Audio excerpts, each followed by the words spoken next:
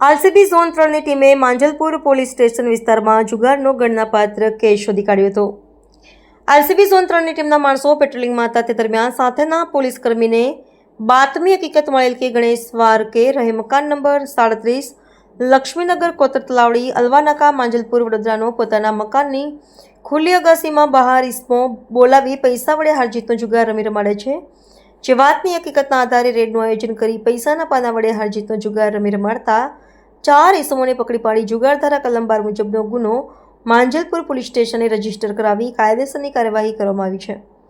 પકડાયેલા આરોપીઓમાં ગણેશ વારકે, યાસીન પઠાણ, અલ્તાફ શેખ તથા નીતિન મસ્કેને ઝડપી પાડવામાં આવ્યા હતા। પોલીસે જમીન દાવ તથા અંગ ઝડપીના મળી કુલ રોકડા 12,120 મોબાઈલ 4 કિંમત 15,500 મળી કુલ રૂપિયા 27,620નો મુદ્દામાલ કબજે કરી કાયદેસરની કાર્યવાહી હાથ ધરી હતી।